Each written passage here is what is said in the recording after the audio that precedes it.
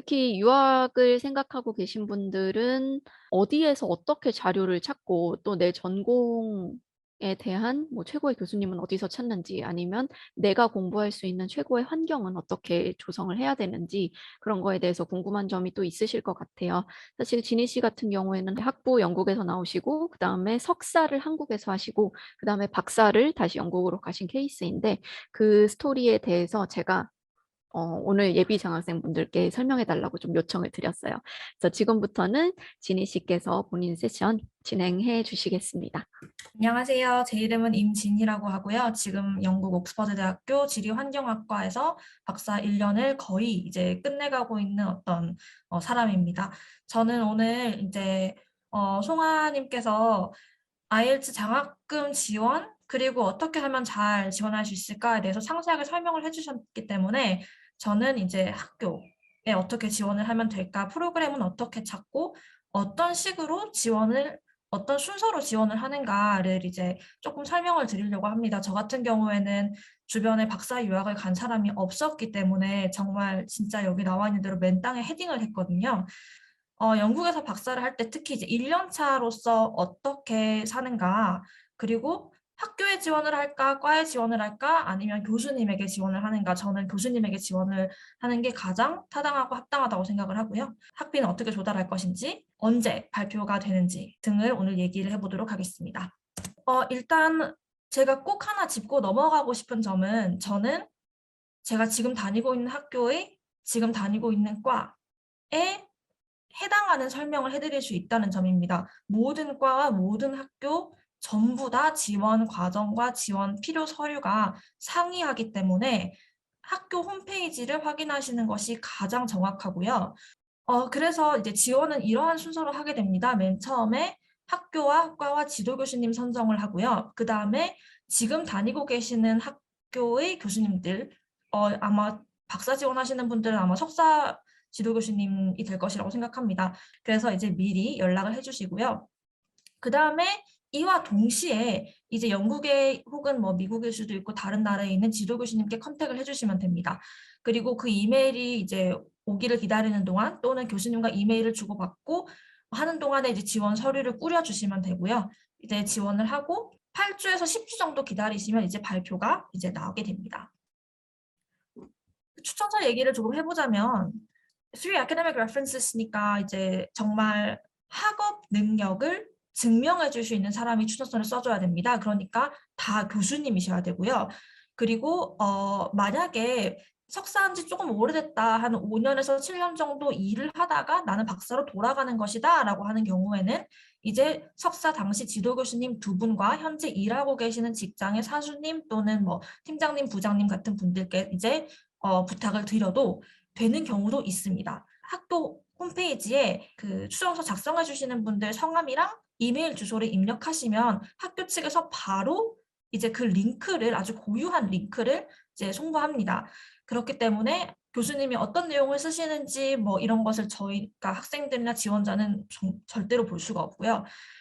지원 서류는 이런 것들이 필요합니다. 이제 학석사 또는 석사 하시는 분들이라면 이제 학사 성적표, 그리고 연구 프로포절, 연구 제안서죠. 그리고 아카데믹 CV. 이것은 이제 일반 이력서랑은 다르다는 것을 강조드리고 싶은데요. 예를 들면 뭐 인턴이라던가 아니면 다른 직장에 지원하실 때 내는 이력서랑은 모양도 다르고 양식도 다르고 어떤 것을 중시해야 되는지도 다르기 때문에 이제 구글에다가 How to write an academic CV 하고 이제 쳐보시면 이제 뭐 템플릿도 나오고 팁도 많이 나오거든요. 이제 그걸 꼭 감안하셔서 쓰셨으면 좋겠습니다. 그 다음에는 이제 라이팅 샘플이라는 것을 내게 됩니다. 보통 이제 박사 같은 경우에는 석사 논문을 수정하셔서 내시는 경우들이 많고요. 석사 지원하시는 분들은 학사 논문 또는 과제물 하나를 이제 수정 업데이트 하셔서 이제 내시는 경우들이 많습니다. 과마다 상이하다는 건 정말 다시 한 번 더 강조드립니다. 지원은 보통 3번에 걸쳐서 할 수 있습니다. 11월은 early application, 1월이 이제 보통 general application인데요. 무조건 11월 아니면 1월에 지원을 하셔야 이제 학교 자체에서 이제 제공하는 장학금의 고려 대상이 된다는 점이 정말 중요합니다.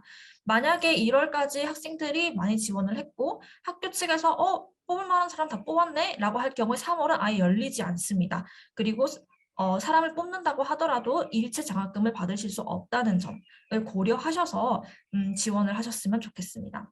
이제 지원을 하는 방법에 대해서 조금 설명을 드리고 싶은데요. 학교를 따라서 갈까? 물론 학교도 중요하죠. 특히 네임밸류도 정말로 중요합니다. 그리고 과도 중요하고 뭐 지도 교수님이 중요한데 뭐가 제일 중요한가요? 라고 제가 주변에서 어떤 질문을 받으면 저는 무조건 지도 교수님을 따라야 된다 이제라고 말을 하는 편입니다. 왜냐하면 지도해줄 수 있는 교수님이 안 계시면 학교에서는 받아줄 수가 없습니다. 저희 학교에서 이제 말해주기를 박사 학생을 지도하는 건 거의 자식을 낳아서 키우는 거라고 하더라고요. 그렇기 때문에 정말 몇 년 동안 한 주제에 대해서 끊임없이 이제 지도를 해야 되기 때문에 해당 지도 교수님도 그 분야에 대해서 상당한 전문가가 되지 않으면 안 된다라는 게 이제 학교의 이유이기 때문에 제가 이제 오른쪽에는 케임브리지 지리학과 박사과정 홈페이지 그리고 왼쪽에는 옥스퍼드 걸 가지고 왔는데요. 케임브리지 같은 경우에는 맨 마지막 줄에 아주 명확하게 명시를 하고 지원서가 얼마나 훌륭하고 연구 아이디어가 아무리 대단하다고 하더라도 지도 교수가 없으면 받아줄 수 없다. 그리고 옥스퍼드는 약간 이제 순화를 해서 말을 하는데 지도 교수가 될 수 있는 분들과 주제가 과 홈페이지에 나열되어 있으니까 그거를 이제 찾아보고 그 다음에 연구 지원서를 쓰고 제출하도록 해라. 이것도 사실은 굉장히 순화를 해서 말한 거지만 안 하면 안 받아준다라는 말이랑 거의 비슷하거든요. 꼭 지도 교수님을 위주로 찾으셨으면 좋겠습니다. 또 정말 중요한 것, 그리고 아마 제 생각에는 저희가 이 자리에 지금 모인 이유가 장학금 때문일 것 같습니다. 학교 측에서는 셀프 펀딩, 그러니까 자비로 학업을 하는 학생들이 거의 없다 이런 식으로 말을 하는데 생각보다 굉장히 많고요. 제 주변의 한인 학생들 같은 경우에는 거의 다 자비로 하고 있습니다. 왜냐하면 정말로 국적에 따라서 필터링이 많이 되고 우리나라 학생들에게는 그 어떤 추가 뭐 가산점이라던가 이런 게 없다고 보시면 되거든요.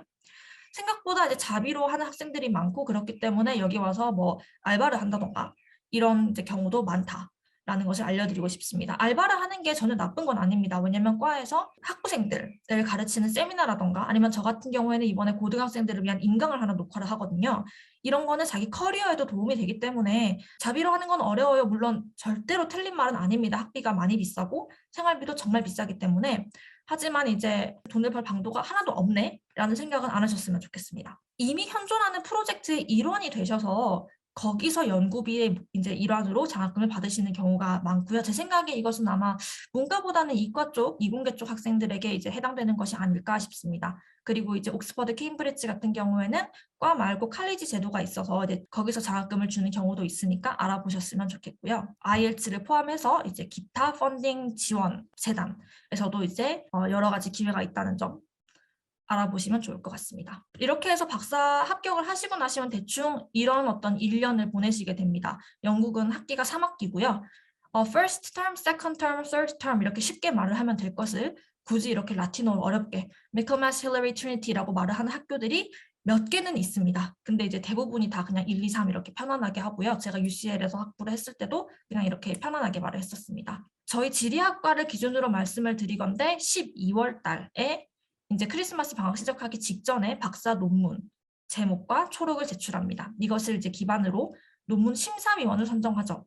심사위원은 지도 교수님이 아니십니다. 저 같은 경우에는 한국에서 석사를 할 때 저희 지도 교수님 2분과 외부 교수님 1분이 논문 심사를 해주셨는데 여기서는 얘가 고생 많이 했으니까 이 정도면 붙여주자 이런 이제 관례가 있으면 안 되기 때문에 지도하는 사람 따로 심사하는 사람 따로입니다. 그래서 이때 심사위원이 선정이 되고요.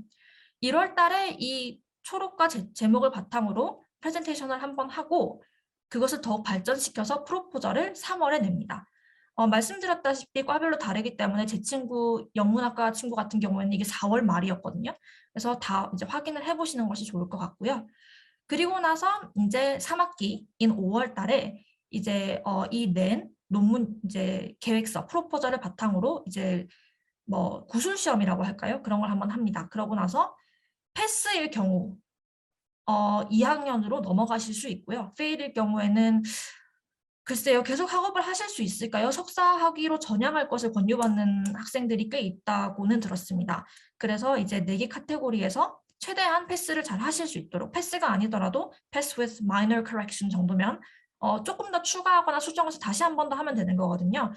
그것을 이제 목적으로 삼으시는 것이 어떨까 싶습니다. 그렇게 하시고 나면 이제 제가 지금 하고 있는 이제 단계거든요. 내가 하는 연구가 과연 윤리적인가를 따지는 이제 연구 윤리 심사를 하게 됩니다. 말이 조금 빨라졌던 것 같은데 마음이 급해서 제가 준비한 것은 여기까지고요. 질문해 주실 게 있으면 제가 최대한 아는 선에서 답변을 해 보도록 하겠습니다. 감사합니다.